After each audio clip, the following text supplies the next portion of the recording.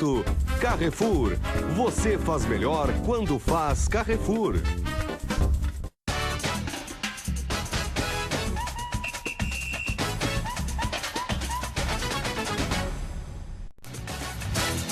Boa tarde, amigos. Os donos da bola desta segunda-feira no ar na Band TV, canal 10, para todo o estado do Rio Grande do Sul.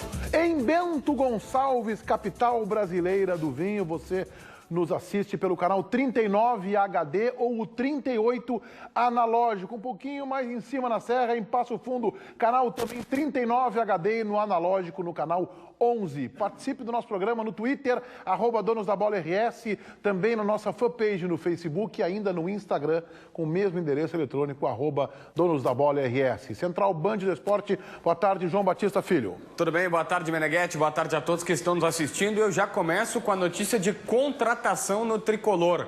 O Wallace, jogador do Flamengo, está contratado pelo Grêmio, reforço para o setor defensivo. Ele será apresentado ainda nesta semana. O detalhe é que o Grêmio não encerra o seu ciclo de contratações. Além do Wallace, que vem do Flamengo, um outro defensor do futebol de fora e também o lateral esquerdo serão contratados. Meneghetti. Em seguida a gente fala aí sobre essa contratação do Wallace, que já na jornada esportiva da Rádio Bandeirantes, ontem ao final do jogo do Grêmio e também do duplex do Internacional, o Internacional vencendo o São Paulo na capital paulista, já era especulado que a imprensa carioca dava o negócio como certo, mas a direção gremista tentava desmenti-lo. O Grêmio ganhou o Flamengo por 1-0 e o Cadu nos conta a história do jogo. Grêmio e Flamengo não estavam nem aí se era só a segunda rodada. Tinham de conseguir um bom resultado para dar confiança à torcida, ou até mesmo para o Giuliano. O meia gremista não acertou nas chances que teve e ainda deixou a torcida irritada. Já o Paulo Vitor estava bem. Além de evitar o que seria o gol de Giuliano, ainda impediu que Bolanhos marcasse. O Flamengo chegou ao ataque de forma muito mais discreta. Nem mesmo o Guerreiro conseguiu abrir o placar. Na volta do intervalo, deu para notar que a conversa de Roger no vestiário foi melhor que a de Jaime de Almeida. O Grêmio voltou avassalador. Paulo Vitor salvou o Flamengo. E a trave também. Mas nada interrompeu o cabeceio do Fred. O lance que botou o tricolor na frente. Depois do gol, a partida mudou completamente. O Grêmio queria deixar a torcida confiante? Não conseguiu. O que mais teve foi nervosismo. E para os dois times. Enquanto o Bolanhos desperdiçava o contra-ataque de um lado, Marcelo Cirino perdia a chance de outro. O Grêmio podia ter matado o jogo, mas a trave impediu o gol do Pedro Rocha. O Fla também chegou perto, só faltou alguém concluir o cruzamento do Ederson. Já o Alan Patrick quase surpreendeu. Mesmo sem ângulo, ele chutou e Marcelo Groy deixou a bola escapar. A pressão do Flamengo durou até o fim do jogo, mas o Grêmio venceu. Começar com o pé direito aqui jogando em casa é muito importante para dar seguimento na regularidade do campeonato. A gente quer fazer da nossa casa o nosso alçapão mesmo, para que a gente possa conseguir as vitórias. A gente já não sofreu gols contra o Corinthians e hoje não sofremos e conseguimos um gol, né, em bola parada, que a gente muito foi questionado e estava sofrendo. Então, futebol é isso, um dia, né, você toma, outro dia você faz dessa forma. 2 jogos sem sofrer gols, a bola parada deu uma ajustada, mas o importante foi vencer. 90% do jogo, eu acredito ter sido um jogo muito bom. O Flamengo vindo de um momento de instabilidade, alterou sua equipe, reforçou seu meio campo, imaginando, né, o setor onde a gente pudesse levar vantagem. Ficou com um meio campo defensivo bastante forte, que permitiu em alguns momentos ter o controle da bola, né, mas não do jogo. Eu não vou transformar momentos instáveis do Grêmio, irregularidades durante a partida, no mais importante. E elas ficam evidentes, as instabilidades. Nesse lance que a gente acabou de mostrar do Marcelo Groy, que se atrapalha um pouco. Alguém falou aqui, lembrando do Tafarel, o Jorge Veras. Num Grenal. O lance parecido também, que naquela época foi o gol num Grenal, no Beira-Rio, e ontem não, mas foi um lance estranho. Os erros do Wallace em saída de jogo. Eu não vou transformar isso no mais importante. O mais importante para mim é a vitória do Grêmio, o início do processo de recuperação de confiança, resgate com a relação com a torcida, que vai ter que acontecer, que não aconteceu ainda, mas vai ter que acontecer, porque ontem era um jogo importante para o Grêmio, que vinha de um bom empate, e não mais do que isso na estreia no Campeonato Brasileiro, mas também vinha de desclassificação, seguida de título do seu maior rival no campeonato regional e de eliminação prematura na Libertadores América. Então o Grêmio ontem precisava ganhar o jogo e fez isso e criou muitas oportunidades. Então eu acho que isso é o mais importante. Eu discuto um pouco as muitas oportunidades, porque eu acho que elas foram pontuais. Existem as oportunidades de gol que são claras, e aí o Grêmio teve poucas, e chegadas em momentos muito pontuais também. O Grêmio, na minha opinião, ontem não teve uma boa partida, foi muito vulnerável. Teve, sim, claro, o Flamengo o controle da bola, mas foi, para a sorte do Grêmio, um controle infrutífero, porque o Flamengo estava sem poder de fogo. O Grêmio, especialmente no primeiro tempo, teve muitas dificuldades de chegar. Chegou, é verdade, 2 vezes, com chances de gol, uma com o Bolanhos e outra com o Bobô. Mas foram os 13 minutos da etapa final, Meneghetti, com Juliano que decidiram o jogo. Ali o Grêmio, depois que o Everton entrou na vaga do Bobô, que não conseguiu jogar, o Grêmio teve várias oportunidades, chegou ao gol, e aí, teve que suportar uma pressão que seria natural do Flamengo se jogar para cima e não conseguiu engatar o contra-ataque. Mas você ficou surpreso, porque tu falava aqui, e a verdade, o Flamengo é um time de toque de bola. Eu acho que o Grêmio enfrentou um adversário ontem que teve qualidade. Sim. E que tem qualidade e que pode, inclusive, desempenhar um futebol bem melhor do que apresentou. Tanto que o Flamengo ontem, embora a segunda rodada, ele poderia ser o líder com 6 pontos, né? Mas, olha, o Grêmio teve 7 conclusões dentro da área. Convenhamos que para um jogo desse porte aí é um número considerável de conclusões, né? E aí que eu quero chegar. Acho que o problema do Grêmio é a finalização das jogadas que ele constrói. O Bobô ontem, de novo, foi insuficiente. O Bolanhos, eu gostei do Bolanhos jogando atrás, no meio-campo. Ele dá uma dinâmica bem diferente da do Douglas. Ele se apresenta para o jogo, ele tabela, ele entra na área. Mudou. Agora, quando o Bolanhos virou a referência, Bolanhos caiu de rendimento. E aí quem apareceu foi o Luan. Então, me parece, essa é a minha opinião, falta o jogador da conclusão, da jogada final. Não é o Bobô. Talvez seja o Henrique Almeida, não sei. O Grêmio parece que não tem esse atleta. Para mim, esse é um problema que eu tenho batido na tecla há muito tempo. Ontem, a irritação do torcedor do Grêmio, que era evidente, o torcedor do Grêmio está colérico. Ele está impaciente, ele está sem paciência nenhuma. E a cada jogada desperdiçada na cara do gol, que foram poucas, é verdade, mas com Everton, Pedro Rocha, Luan, Bobô... A irritação do torcedor era uma coisa impressionante. E eu acrescento, Ribeiro, tem esse problema aí há muito tempo, eu tenho dito há horas aqui. Eu acrescento, Ribeiro, fazia tempo que, talvez um jogo contra o Rosário Central, mas fazia tempo que o Grêmio não terminava um primeiro tempo na arena e a torcida do Grêmio vaiando.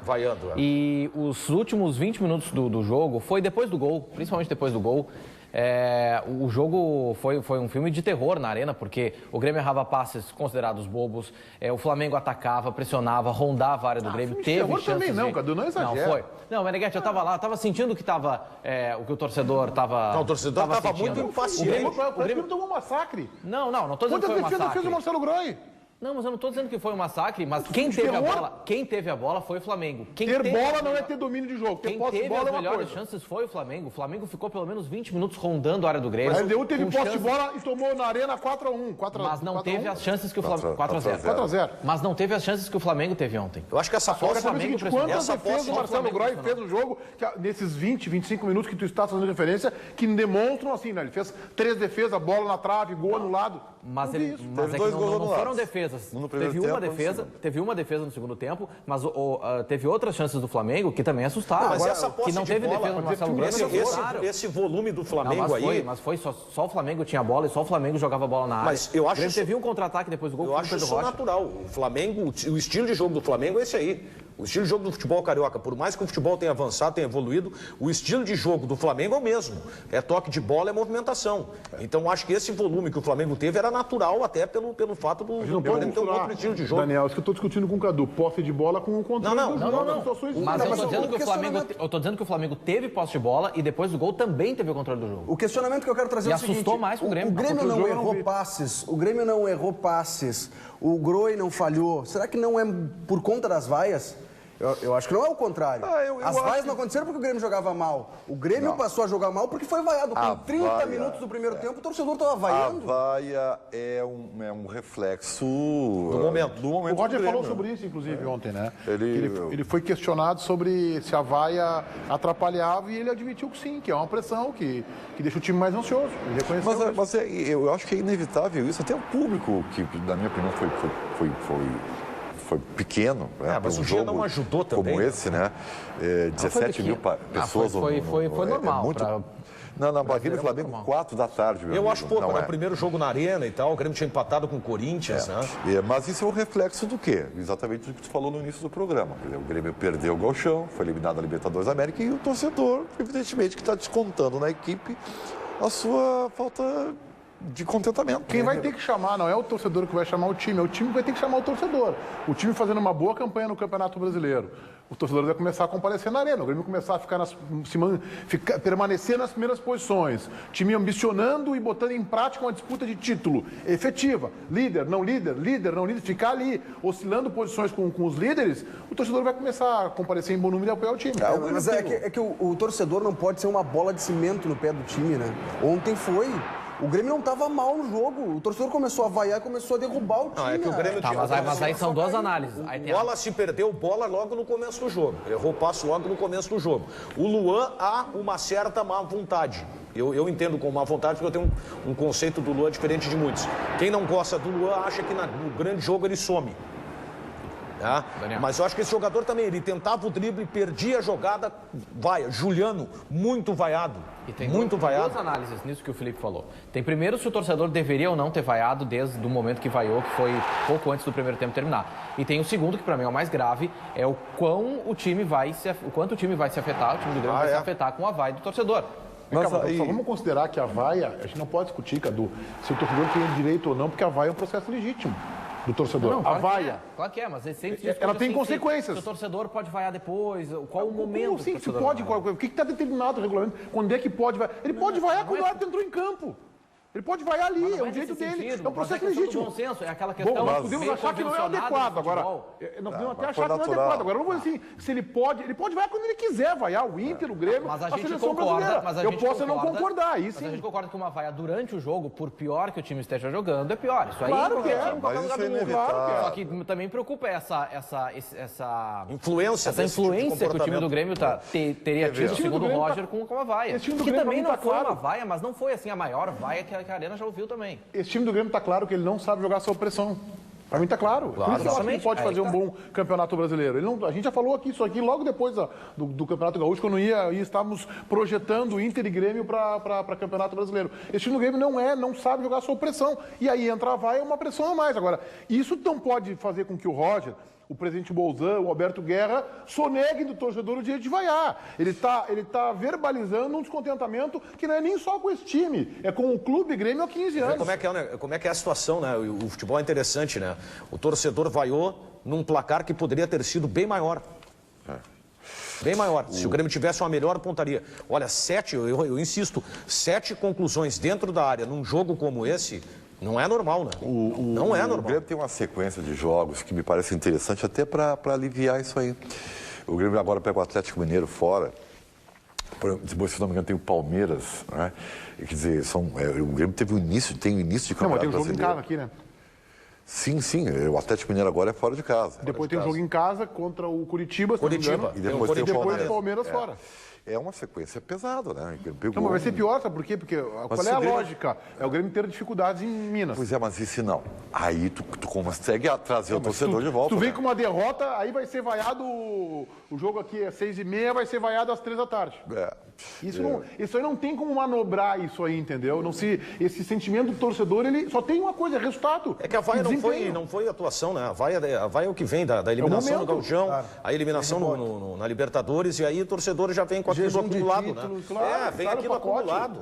Claro, tá no pacote. O torcedor do Grêmio, a minha leitura é a seguinte: o torcedor do Grêmio não aceita que o time não tenha vencido o Campeonato Gaúcho. Claro. Ele não aceita isso. Até a eliminação da Libertadores. É porque ele era o melhor faz time. parte, não queria. Ou não ter chegado aí na final, né? Não, pior, pior que isso é não chegar na final, mas ele não aceita. O Grêmio tinha futebol para ganhar o Campeonato Gaúcho, o torcedor considera isso inaceitável, esse processo. João Batista, interatividade, por favor. Na nossa página no Facebook, por exemplo, o Nigel tá falando o seguinte: o Grêmio, ele tá falando que errou muitos passes, que o Roger deveria orientar os jogadores em relação aos passes de primeira, porque é melhor o jogador dar 2 ou 3 toques na bola e fazer um passe consciente do que tentar jogar bonito e expor a defesa. Na realidade não é jogar bonito, é que o sistema do Grêmio que o Roger treina é esse, para tentar de primeira ser um pouco mais ágil.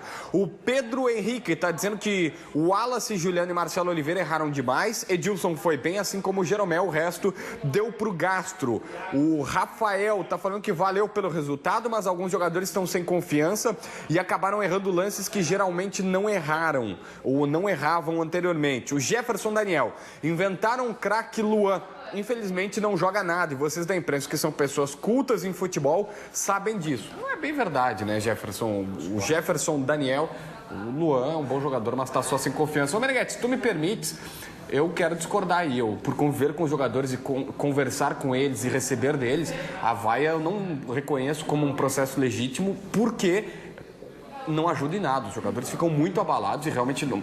Se tu tá lá para ajudar, para tentar apoiar teu time, tu vai atrapalhar por quê, Meneghetti? Não, mas só um pouquinho. Aí a discussão não é essa, se ela se ajuda ou não ajuda.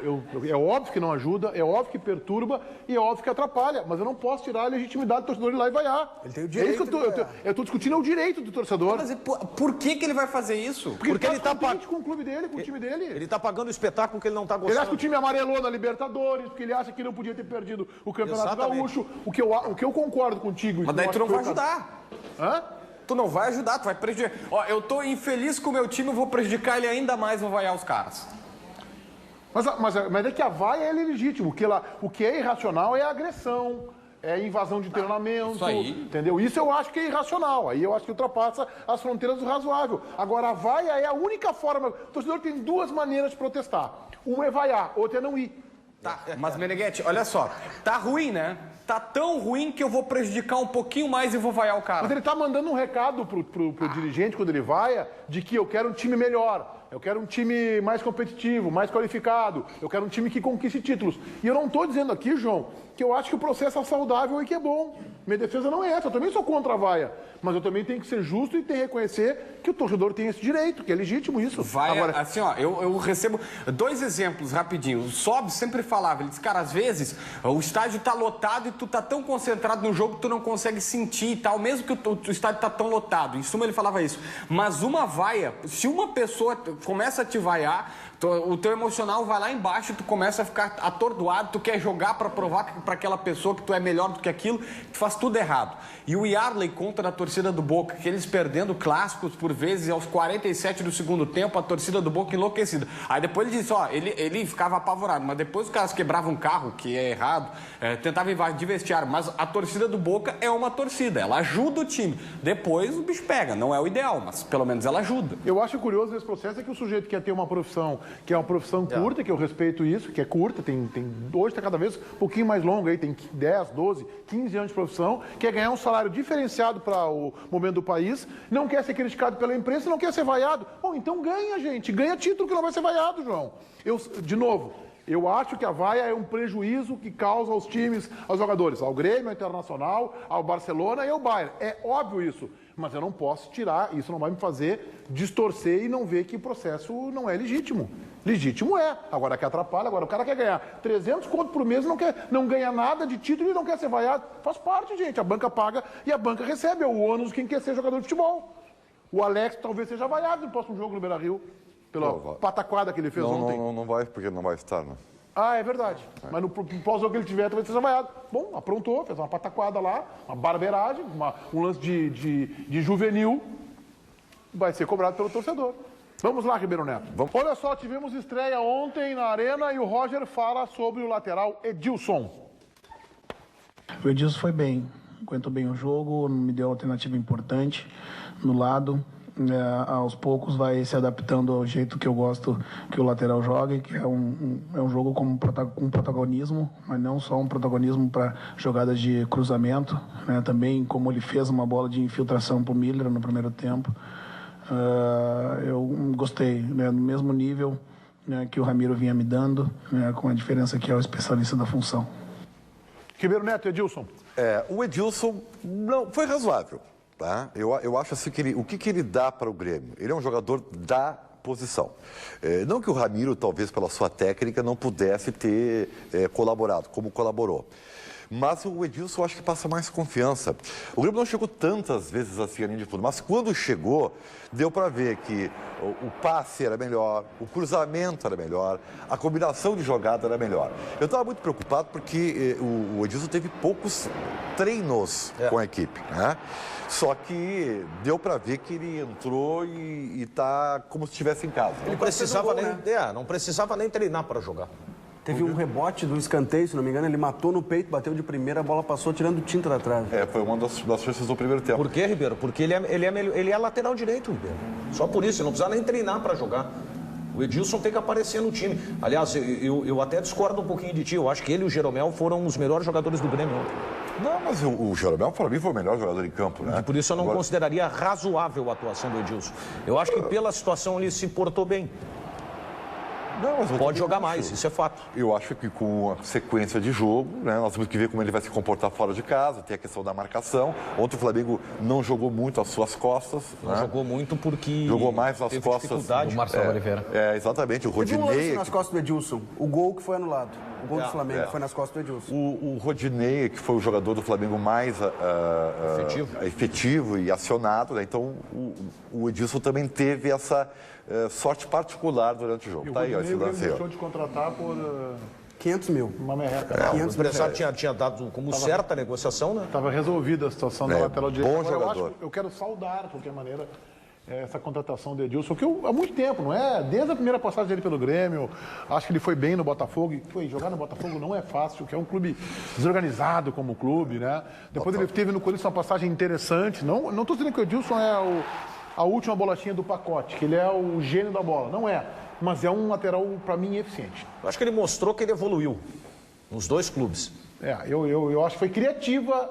E outra coisa, jogador de adaptação rápida no Grêmio, né? Tem essa vantagem, né? Ele vai ter adaptação rápida, não vai ter tempo de conhecer, ele está em casa. Isso aí o Grêmio agrega. O Grêmio precisa... Ontem, por exemplo, o sistema defensivo do Grêmio... Eu me apavorei, foi controlado. Não, mas aí que tá. O Fred e o Marcelo Oliveira foi facilmente batido pelo que o Flamengo insistiu muito por aquele setor, né? E até vou te dizer que, e não é pelo gol, tá? Porque às vezes o cara confunde assim, o cara faz o gol, o cara vira destaque. Não, é evidente que fazer gol é importante, tá? Mas defensivamente, o Flamengo tocou a bola e quando chegou mais perigo pelo lado do Fred e do Marcelo Oliveira. Aí a gente viu uma certa vulnerabilidade do setor. Né? Tanto é que o Flamengo usou e abusou da jogada até de 2-1 muitas vezes por aquele lado. Ô João, a gente fala em reforços, o Grêmio está buscando um lateral esquerdo, né?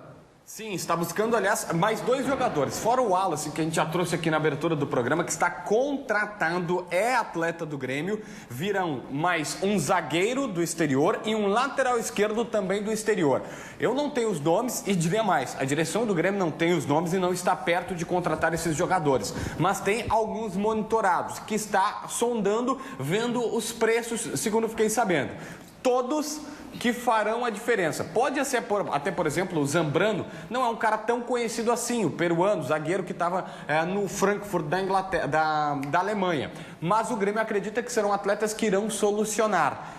A frase que eu ouvi, não vamos trazer mais do mesmo. Também por isso que foi pedido ao presidente Romildo Bolzan Júnior para abrir um pouco mais o cofre, para que ele possa investir e resolver de vez o problema. Está errado, o Grêmio precisa de um meia. Eu lamento não especular um atacante. Não, eu acho que o Grêmio precisa de um camisa meia. 9. Eu iria atrás de um camisa 9. O Grêmio precisa de um meia, gente. Marco Ruben. Eu acho que o Grêmio precisa de um mesmo jogador que o Inter precisa. Um finalizador, o camisa 9. O Grêmio tem 2 jogadores, Bobô e Henrique Almeida. São insuficientes, tá? Mas é que eu não sei, assim, o estilo de jogo do Roger, tanto é que o Bobô ontem, ele tirando um lance que ele teve uma participação efetiva, ele assistiu o jogo. Tanto que o Roger... A bola não chegou nele, né? Não chegou, o Grêmio estava com dificuldade. E foi a justificativa do Roger. E aí ele mudou, tanto é que nós estamos vendo aí a parte do jogo onde o Grêmio foi mais intenso, né? Que foi no início do segundo tempo, é quando ele, no intervalo, sacou o Bobô e colocou o Everton. Tá? Aí o Grêmio emendou 4 ou 5 situações, conseguiu o seu gol, foi o melhor momento do jogo. Tá? Só que aí tem o seguinte, tá? Depois eu acho que o Roger fez uma barbeiragem, tá? Quando ele tirou o Juliano e colocou o Pedro Rocha. Naquela hora, ele já tinha que ter tirado o Bolanhos, que só foi sair depois para o Douglas entrar para recuperar o meio que ele tinha perdido. O Roger nem sempre, eu acho que na maioria das vezes, ele erra nas substituições. A crítica que eu tenho ao Roger é essa. Então, o que tu estás falando, infelizmente, reforça essa minha tese. Eu acho que ele tem dificuldade. Sobre o reforço do Grêmio para o ataque, eu contrataria ou um centroavante, aí citei um perfil, Marco Rubens, centroavante que briga, faz parede. Baita não tem, jogador. Bobô não é esse atleta. Ou então um meia de chegada na área. Esse é o jogador que eu acho que o Grêmio precisa. Quem? Vou citar outra característica, não é esse jogador, mas um cara dessa característica, o Danilo do Corinthians. De porte físico que chegue na área. Por que o porte físico? Que chega de trás. Porque eu acho que o Grêmio precisa disso, do meio pra frente. O Grêmio não tem ninguém que prenda a bola, faça a parede. Tá, mas não é o Danilo, porque o Danilo também... não é o Danilo. Tá veterano, né? Vai trazer mais jogador para jogar meio tempo só. Pela característica. Eu defendo que o Grêmio precisa de um meia, porque o Grêmio ou vai ter que jogar como está jogando com um Bolanhos vindo de trás, né, que não é exatamente a função dele, ou contratar um meia, porque o Grêmio tem o Douglas de 34 anos e o Lincoln de 17. Não tem ninguém, uma geração intermediária ali que possa suprir. Ou é um jogador que já não aguenta tanto o ritmo de partidas, ou que já está mais uma fase decadente, ou é um menino que está começando e que o Grêmio acho que tem um conceito que o Lincoln ainda não está pronto, né?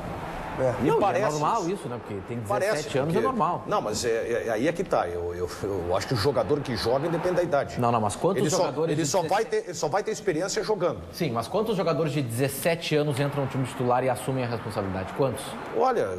Quantos eu não sei, mas nesse caso, poucos, né? Esse caso tinha, porque tu não tem alternativa. Tu não pode ficar só na mão do Douglas. Quer dizer, se tu tem um garoto que daqui a pouco tem a possibilidade de dar uma dinâmica diferente. Vai sentir... pode não dar mostras de que ainda tem capacidade para assumir essa função. Vai sentir, claro que vai sentir agora, tu só vai saber jogando.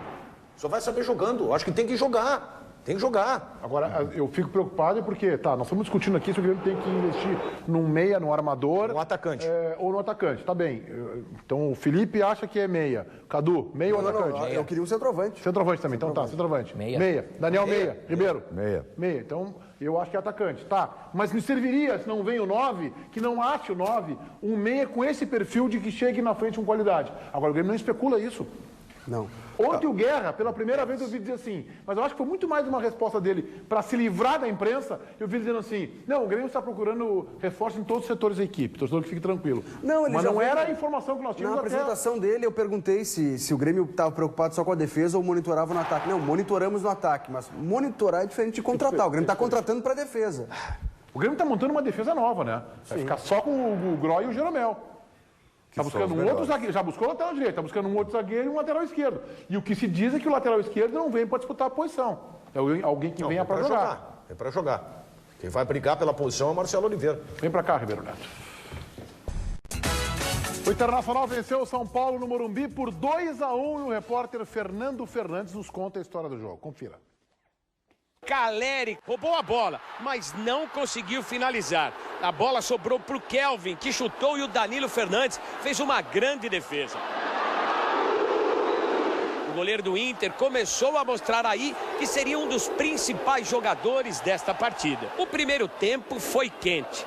Uma quantidade enorme de cartões amarelos. Uma coisa incomum no campeonato, até porque os jogadores costumam aliviar na primeira etapa. E os árbitros também, quando é necessário mostrar cartão. Normalmente isso fica para a segunda etapa. Mas nesse jogo a história foi bem diferente. O Internacional tinha muita dificuldade. Pouco incomodava o goleiro dele. Só chegou para valer no gol adversário aos 36 minutos. E deu certo. A bola acabou entrando. Um contra-ataque rápido, troca de passes. E o Sacha tocou na saída do Denis.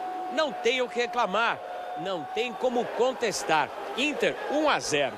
O Vitinho acabou dominando já pro lado esquerdo dele, os dois zagueiros acabaram saindo nele e acabou ele deixando livre do lado oposto. Eu vi que estava abrindo um espaço e ele foi feliz em me ver e fui mais feliz ainda na finalização. Veio o segundo tempo, bola levantada na área. Olha o argentino de cabeça. O Danilo Fernandes começou a mostrar porque é um dos grandes goleiros do futebol brasileiro. Na sequência, mais uma vez, ele fez a diferença. O Denis estava mais tranquilo. Ele pegou uma bola na cobrança de falta do Alex. Aí o Alex perdeu a cabeça. O Ganso deixou o pé, acertou o peito no jogador do Internacional. Ele reclamou muito com o juiz. Veio o amarelo, na sequência não fechou a boca, pintou o vermelho. Lamentando, óbvio, a expulsão, porque estava bem no jogo, né? Entrando depois de um tempo. O Alex foi expulso, o juiz havia marcado falta para o Internacional. E olha aí, quem apareceu de cabeça para tocar para o fundo do gol? Lugano empatou a partida 1-1. Os jogadores do São Paulo ainda estavam comemorando junto com essa torcida, demoraram para se organizar lá atrás. O Inter esperto saiu para cima dos adversários. William puxou o contra-ataque, trombou, ganhou e acabou tocando para o Sacha. Mais uma vez ele foi esperto, não deu chance para o Denis. Bola cruzada, 2-1. A gente sai daqui feliz porque nós fizemos dentro do que programou, dentro do que o Argel programou, a gente teve uma consistência. E o Brasileirão precisa disso, né? Vamos ver se a gente consegue realmente dar continuidade nisso daí. A gente perdeu 2 pontos importantes em casa, que no Brasileiro não pode se perder. Mas a gente sabia também que podia vencer o São Paulo aqui, mas sabia que não seria fácil. Então a gente vem, jogou, demonstrou muita vontade. Então acho que o time todo está de parabéns e pelo esse belo resultado que a gente conseguiu aqui. Vitória maiúscula do Internacional, com personalidade e nada de surpresa. Não porque o São Paulo vinha, e é verdade, que sentiu no final do jogo cansaço, quando o Inter voava em campo, São Paulo já estava desgastado, porque vem de uma classificação difícil contra o Atlético na Libertadores da América. Porque é o estilo de jogo do Internacional, ele se comporta como um time reduzido, um time pequeno, que sai para matar nas oportunidades. O Inter não criou tantas oportunidades, mas quando criou foi eficaz. Então, a vitória do Internacional ela é assinada pelo esquema tático do seu treinador Argel. E essa vai ser atuada, né? Essa vai ser atuada do Inter no campeonato. Vai ganhar do São Paulo no Morumbi e agora vai ter dificuldade contra o Sport. Se tiver que tomar iniciativa em casa, vai ser um parto. O estilo de jogo do Internacional é o seguinte, vai pontuar contra os grandes e vai ter dificuldade contra os pequenos. O Felipe usou um termo nas redes sociais, o Inter tem um esquema reativo. Reativo. Exatamente, que exatamente é só de reação, ele precisa ser agredido para poder reagir. Para poder fazer alguma coisa. Se ele tiver que propor, ele não consegue. Eu só acho que teve 20 minutos do jogo no segundo tempo ali, que eu acho que houve um recuo, deu certo. É claro que a gente está falando hoje em cima de algo que deu certo, mas a gente pode falar mesmo perigoso, assim. Né? Um recuo perigoso, foi excessivo. Eu acho que o Inter não precisava ter completamente... ele abriu mão de jogar ali, ele se retrancou e deixou o São Paulo se desgastar e atacar. E aí brilhou quem? Danilo Fernandes, que a gente já sabia era uma contratação, uma reposição acertada. Para mim não é o Alisson, mas é um goleiro de mesmo nível. Não é o Alisson. O Alisson é melhor, tanto é que é titular da seleção brasileira, tanto é que está indo para a Roma da Itália. Mas o Danilo Fernandes é uma baita de uma reposição. Quando precisou dele... Atuação de luxo ontem. Não, foi e fez grandes defesas. E defesas em bolas que não foram nele especificamente, né? E teoricamente um jogo ruim. Se virar para tentar defender. Teoricamente um jogo ruim para estrear, porque estrear contra o São Paulo, fora de casa, lá no Morumbi, depois de ter empatado contra a Chapecoense, é um jogo que a gente esperava daqui a pouco. Bom, é um jogo que o Inter pode perder e não seria um absurdo. E o goleiro estrear nesse jogo, que é, vamos dizer assim, teoricamente ruim, acabou. Ou tinha outra questão que era se consagrar, né? E no caso ele se consagrou. Vocês acham que o Inter recuperou os pontos da estreia? Eu acho que sim, viu? Eu discordo. Eu acho que os 2 pontos desperdiçados contra o Chapecoense foram recuperados. Eu sigo lamentando. Ontem no Morumbi. Eu sigo lamentando o pênalti perdido contra a Chapecoense. Se tivesse ganhado a Chapecoense, estava ali. Mas aí não dá. Aí para pegar qualquer um que tenha 4 pontos aí, daqui a pouco ele também pode fazer a mesma consideração. Eu discordo. Eu acho que o Inter desperdiçou 2 pontos em casa, diante de um adversário médio ou medíocre, e conseguiu com essa vitória, eu acho que já se aproveitando do momento também que São Paulo está vivendo, aí de desgaste, e recuperou Recuperou, 50-0 a bola no centro, ou seja... Em tese é melhor ganhar do São Paulo e empatar com a Chapecoense e ganhar do Chapecoense e empatar com o São Paulo. Porque o São Paulo, mal ou bem, deve disputar a vaga no dia 5. Mas se tu não ganhar da Chapecoense de novo... Quantos irão ganhar do São Paulo no Morumbi? Não, mas olha aqui, ó, mas aí é que tá. É que eu penso diferente o campeonato, Ribeiro. Eu acho que essa vitória é o plus. É o plus, dependendo da campanha que tu fazer. Se o Inter tivesse vencido, pois não foi é, o plus, mas o Inter recuperou o que perdeu. Então, os 3 pontos contra a Chapecoense, o Inter não recuperou. Ele vai ter que recuperar. Aliás, perdeu 2. Eu botei os 3, não. Os 2 pontos que ele perdeu contra a Chapecoense, ele vai recuperar contra a Chapecoense lá. Para a vitória contra o São Paulo, o seu plus no final, não adianta. Mas vai bom, tudo bem. Aí, se isso acontecer, será o plus. Nós vamos combinar que tem adversários. São Paulo no Morumbi, quantos irão? Perfeito. Pouquíssimos. Tá. O Grêmio não disputou o título ano passado porque perdeu para os pequenos, Ribeiro. Não adianta. Então não adiantou aquela baita campanha contra os grandes. É isso que eu digo. O Inter tem adversários que tu tem que fazer 6 pontos. A Chapecoense é adversário para fazer 6 pontos. Só vai recuperar no segundo turno. Sabe o que esse Inter do Argel está me lembrando? Ontem eu falei até na Rádio Bandeirantes, está me lembrando o Grêmio do Renato. 3 volantes, principalmente esse do Morumbi. 3 volantes, 3 atacantes. Chega na defesa, é bico pra frente e os atacantes fazem alguma coisa. O Grêmio do Renato, os atacantes eram os primeiros volantes. Não é tanto assim. Mas a marcação do Inter começa lá na frente. O Eduardo Sacha ontem foi o que mais correu. Aliás, o Sacha, hein, Ribeiro? Claro, o Sacha que 6 milhões de euros. Semana passada desprezou o Sacha. Ele vai lá e guarda 2 buchas. E os 2 gols.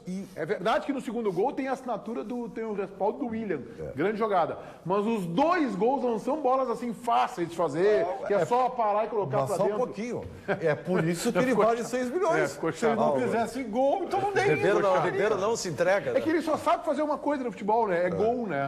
E que não é até muito importante. Fazer gol no futebol não é o que define, né, um campeão, né? Já diria o Parreira que o gol é um detalhe do futebol. Eu acho que se cometeu uma injustiça com essa escalação do Argel, em dizer que o Inter jogou com 3 volantes. O Inter teve 3 jogadores da posição, mas ele não jogou com 3 volantes. O Inter não joga com 3 volantes. E sobre volantes, eu vi uma badalação em cima do Newton, que eu não vi, assim, eu vi o Newton bem, entrou bem no jogo, para quem não joga futebol há 6 meses, tá bem, mas não mais do que isso, para dizer que ele que foi assim, eu vi uma badalação com o Newton.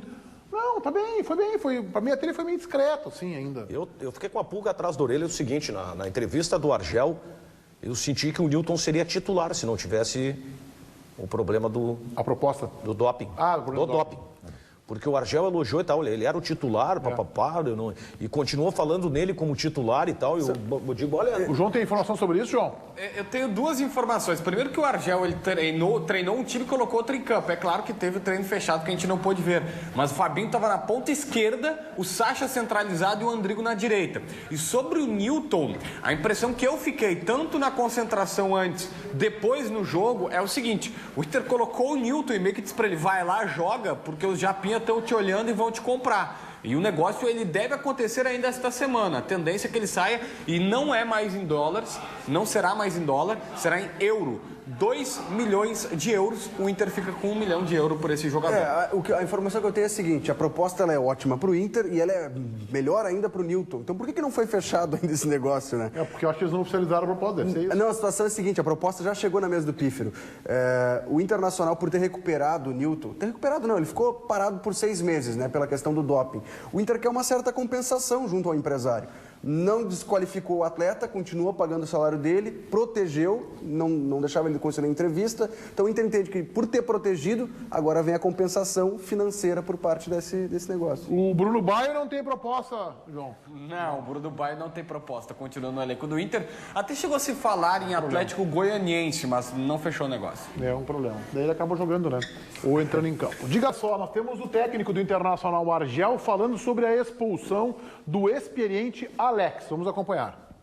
Ninguém acabou se escondendo no lance da expulsão do Alex, né, que é uma expulsão boba, como foi a do Vitinho lá no jogo contra o Juventude, né? Mas os jogadores correram hoje pelo Alex, como correram lá naquele jogo lá com o Juventude pro Vitinho, né? E a gente trata esse problema sempre internamente, né? Mas o mais importante é o comprometimento dos atletas, né? A gente acaba errando, sendo jogador experiente, sendo jogador jovem, faz parte do futebol, né? E a gente tem que aprender com os erros. né? E eu não tenho dúvida que o Alex vai aprender, como o Vitinho, né, aprendeu também, porque a gente é uma coisa que a gente pede muito, é começar com 11 e terminar com 11. O Argel entrou em campo aos 21 minutos do segundo tempo. Substituiu o Andrigo, né? Aos 38 ele foi expulso, ele ficou em campo 17 minutos. O Alex está passando por um processo, parece, de recuperação, que a mídia está pedindo e que o Argel está cedendo. Vamos lá, treinou bem a semana, tal, vamos lá, vamos fazendo campanha. Eu estou na campanha para o retorno do Alex há muito tempo. Aí ele entra e comete aquela barbeiragem que depois, numa entrevista ao João Batista, ele reconheceu. Foi uma entrevista madura do Alex ao João Batista Filho, lá no Morumbi depois. Reconheceu, mesmo experiente, ninguém está livre. Até acho que merecia, viu, Ribeiro Neto, ter colocado aqui. Ninguém está livre de cometer esse erro e tal. Tá bem. Mas o que ele fez ontem, para mim, ele não tinha o direito de fazer. Por quê? Porque ele, por pouco, não comprometeu 2 pontos do Internacional, ou até mesmo 3. São Paulo esteve próximo, depois de empatar, podia ter conquistado mais um gol. E aí o Internacional, no lance, aquele lance do William com o Sacha, confirmou a vitória. Então ele não tinha o direito, jogador experiente, rodado, veterano, malandro, né? Um jogador esperto, Alex, inteligente, não precisava fazer o circo que ele fez. Ele teve um chilique ontem, depois desse lance em que realmente a chuteira do Ganso pega no seu peito. Mas foi uma fatalidade. O Ganso não deu uma com a chuteira, foi um lance de futebol. Meneghetti, eu acho que a irritação dele, como a gente falou agora das vaias do torcedor do Grêmio, a irritação do Alex também tem a conta de ter ficado fora do banco, de estar treinando e não ser reconhecido pelo Argel, da entrevista coletiva. Aí ele se irritou, explodiu e entra tudo na mesma coisa. Mas olha como esse lance é interessante. Claro que o juiz, né, relatou em súmula, depende do que ele falou. Porque ele foi expulso quando ele falou algo pro Paulão. Olha lá, ó. Ele ali está discutindo com o Paulão, que é o capitão do time, e tomou o cartão vermelho. Não, eu acho que ele está discutindo com o jogador de São Paulo que passa atrás, Daniel. Porque me pareceu o capitão o Paulão cobrar alguma coisa dele. Mas na súmula, dá a entender que o árbitro disse que a chuteira do Ganso foi um acidente de trabalho. E daí o Alex... Mas o Alex respondeu. Também foi. A falta é para cartão amarelo. Sim. Claro. A falta é para cartão amarelo. Aí ele vai lá e continua tendo um chilique, gente. Mas o que é isso? Esse foi o grande erro dele. Esse foi o grande erro dele. Tomou o cartão, ele sabe que o juiz deu o cartão, alivia. Desacelera. A falta ganhando o jogo aí por 1-0. Então não precisa ter 11 jogadores em campo. Ele entrou bem na cobrança de falta, deu o gol do Lugano. Ele entrou bem no jogo, né? Ele estava bem no jogo. Claro. Ele estava bem no jogo. E para ele ficou pior porque é o seguinte, o Argel sempre deixou claro que quem demonstra durante a semana empenho vai receber a sua oportunidade. O Alex recebeu a chance. Só que o Alex, quando conseguiu ser o Alex diferente dos últimos jogos, ele comete um erro desse aí. A súmula, Meneghetti, diz que o Alex falou o seguinte, acidente de trabalho e na sequência um palavrão. Você quer me... e o outro palavrão. Ou seja, dá a entender que o árbitro interpretou que a chuteira do Ganso foi um acidente de trabalho. E isso que deixou o Alex totalmente irritado. Eu fui contra a escalação do Alex no jogo, porque o Andrigo estava jogando diferente, não estava centralizado, né? Estava jogando aberto para escapar com a bola. Só que naquele momento, o que o Alex fez? O Argel colocou o Alex para segurar a bola. O Inter está ganhando 1-0, Alex, a bola vai chegar em ti, tu vai pisar nela, vai... Isso. Vamos fazer a bola rodar. O Argel na beira do campo pedia todo instante, né? Segura a bola, segura Exatamente. a bola. E o Inter tentava a jogada e perdia a bola e vinha São Paulo atacando de novo. Então a estratégia quase foi por água abaixo com o Alex. Exatamente, não pode cometer uma barbeiragem, jogador experiente como ele. E essa falta era para cartão para os dois, né? Era para cartão para os dois. Sim, pelo Ganso. Porque os dois foram com a perna erguida, tanto o Alex quanto o Ganso. A diferença é que o Ganso estava no chão com a perna levantada. Mas o Alex foi em direção ao Ganso com a perna esticada. Mas o lance do Ganso foi meio fatalidade da chuteira no peito. Poderia, assim, ó, foi feio o lance até. Até pode ser uma defesa para, de repente, o jogador, o Alex, no caso, não cair em cima dele. Mas ele poderia ter recolhido a perna. Era só proteger com o joelho, não precisava proteger com a sola da chuteira. O Luiz Carlos Reck ontem, que comentou o jogo, né, na Rádio Bandeirantes, ele deixou uma pulga atrás da orelha. Se o Alex tivesse ficado em campo, seria gol, igual seria gol, né? A falta iria acontecer, gol do Lugano. Claro. Aí dá um contra-ataque. O William pega a bola, o Alex estaria naquele campo do setor, naquele setor ali, pelo lado esquerdo. Será que o William daria arrancada ou tentaria tabelar com o Alex? Futebol tem essa loucura. Um passe pro lado direito ou pro lado esquerdo muda toda uma sequência. O William não teria... Mas como é que tu pode questionar se o gol teria acontecido, porque a jogada seria diferente, mas garante que teria acontecido o gol se o Inter tivesse um jogador a mais? Não, porque a bola parada, o Alex não estaria na área. Ele ficaria fora da área. O problema é o pós-jogo, é que o Inter fez o diferente, fez o segundo gol. O detalhe foi a diferença. Contra o Juventude, o Inter teve que se recuar todo e ficar aguentar a pressão do Juventude. O improvável foi o segundo gol, né? Eu acho o seguinte, ó. Vem cá, nós criticamos o Vitinho aqui naquele jogo lá, adoidado. Agora vamos pro... O que nós vamos preservar o Alex? Não interessa quem é o jogador. Ele pode ser o Sacha, o D'Alessandro, o Alisson. Quem errar tem que ser criticado. Mas o Alex, pela entrevista que eu vi ele dando ao João Batista lá no Morumbi depois do jogo, tem maturidade para reconhecer que cometeu uma barbeiragem. Que ele prejudicou o time do Inter. Então, é óbvio que ele vai saber aceitar essa crítica. Mas esse é um porém no Alex, né? O Alex faz um ano que ele vem bem em entrevistas e não vem bem no campo. Verdade. Ontem ele até estava bem, naqueles 16, 17 minutos que ele ficou em campo, ele estava bem no jogo. Mas é uma amostragem pequena, né? Daniel Oliveira. Opa, vamos lá. Vou colocar agora os gols desta segunda rodada do Campeonato Brasileiro. Gols que, na minha opinião, mostram que esse vai ser um campeonato de pontinho a pontinho. Vai ser ali, ó, vai ser peleada a disputa. Primeiro é Ponte Preta e Palmeiras, a Ponte ganhou por 2-1. Vamos colocar os gols aí, vamos lá? Vamos lá, que é ligeirinho, um atrás do outro. Tá nivelado, né? Eu tava esperando essa declaração. O Fernando Praz, eu diria que tá equilibrado. Não tem super time. Tudo bem, é só a segunda rodada, mas a gente não vê nenhum time assim, ó, esse time acho que vai ser... Até agora tá tudo igual, Santa Cruz é o líder. O Palmeiras tinha goleado na primeira rodada, agora já perdeu em Campinas. Nós temos o quê? 7 clubes com 4 pontos, ou 6 com 4. Fluminense 2, Santa Cruz também 2. Eu vi esse jogo no sábado, foi um bom jogo de futebol. O time de Santa Cruz tá fazendo um campeonato aí para não ser rebaixado, né? Para não voltar para B. Gol, né? Como é que é, Cadu? Grafite fez os 2 gols do Santa Cruz no jogo. Santa Cruz não é time para cair, não, hein? Mas com esse goleiro aí vai ser difícil. Mas o time é um time que demorou muito para voltar para a elite, né? E tem uma grande torcida. Santa Cruz é um time clássico, né? Tradicional. Já foi semifinalista de Campeonato Brasileiro. 1975. Já teve Ribeirão Nunes, Givanildo.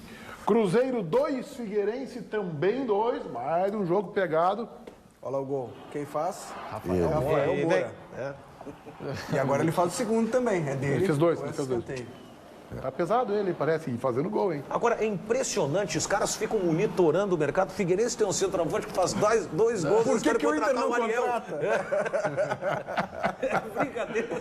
Mas o Figueirense, o Atlético Paranaense, o Paysandu, o Goiás, são os clubes pro tamanho do Rafael Moura, né? E foi a estreia do técnico Paulo Bento no Cruzeiro, né? Mas o Cruzeiro vai ter que dar tempo para esse treinador chegar, se adaptar. Não vai ser fácil, ele é bom treinador, mas não vai ser fácil. Deu treino no dia do jogo. Coisas diferentes. E, aliás, os europeus treinam no dia do jogo e treinam no dia seguinte. Quem jogou, todo mundo treina. Uma corrida, academia. O cara que ele não vai dar certo. Santos 2, Curitiba 1. Adversários da dupla Granal no final de semana, né? Santos e Curitiba, né? Não é isso? O Inter não joga lá, na Vila? Isso. Joga na Vila. Mas é que tem a rodada no meio do Isso, o Inter pega o Sport no Beira-Rio. Na quinta-feira de tarde. Esse gol aí foi curioso porque o Renato estava sentindo câimbras e pedia para sair do time. Só que o Santos já tinha feito as 3 alterações. O Renato ficou e fez o gol da vitória. Atlético Paranaense 1, Atlético Mineiro 1. É a estreia do Marcelo Oliveira, né? Isso. Próximo adversário do Grêmio. Já vai ir aí os Atléticos. Gramado, sim. Olha quem faz o gol do Atlético Paranaense. André Lima. Guerreiro mortal. E a gente dizendo que o Grêmio precisa de centroavante também. Olha só. E Casares empatou de pênalti. Vitória 3, Corinthians 2. Foi um jogo emocionante esse, com alternância de placar. E o Vitória segurando o Corinthians. 3-2. Corinthians que estava entre os candidatos ao título. Junto com o Atlético Mineiro, por exemplo, e o Grêmio. O Corinthians virou o jogo, né? E depois acabou... Mas caiu muito o Corinthians como time, né? Caiu. As alternativas do Tite, elas não são boas. O Flamengo tem um grupo melhor que o do Corinthians. Bem melhor. Não, o banco do Flamengo ontem tinha bons jogadores. Depois desse aí nós vamos parar e eu quero ver a interatividade com o João lá. Já pode começar aí, João. Interatividade, por favor. Toca a ficha. Muito sobre o jogo do Inter que a gente não falou. O Valdemar Hatz falou que foi uma boa vitória do Inter. Melhores em campo para mim foram Danilo Fernandes e o William. Manda um abraço para Pelotas. O pessoal tá sempre ligado no Donos da Bola. Um abraço para Pelotas, então. O Bruno Luiz está falando aqui sobre as vaias ainda, repercutindo. Bruno está dizendo que o jogador ganha muito e merece ser vaiado, enfim, ou que pode ser vaiado. Um abraço para o Bruno Luiz. É um pouco grande o que ele falou, mas é isso. Muito bem. Voltaremos em seguida com os donos aqui na Band.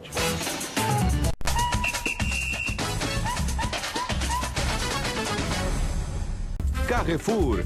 Você faz melhor quando faz Carrefour.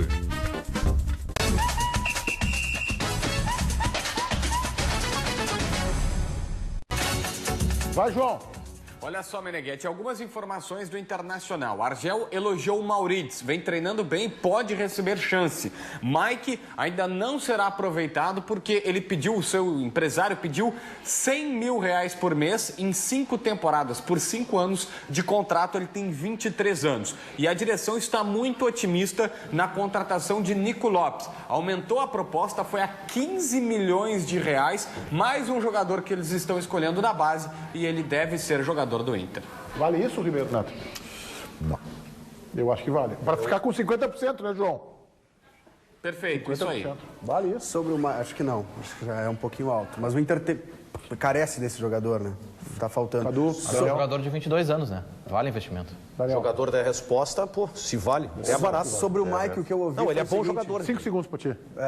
Sobre o empresário do Mike, arranjamos um novo Zé Marianês, que é o empresário do Alisson. Voltaremos amanhã, 12h30. Tenham todos vocês uma excelente segunda-feira. Tchau.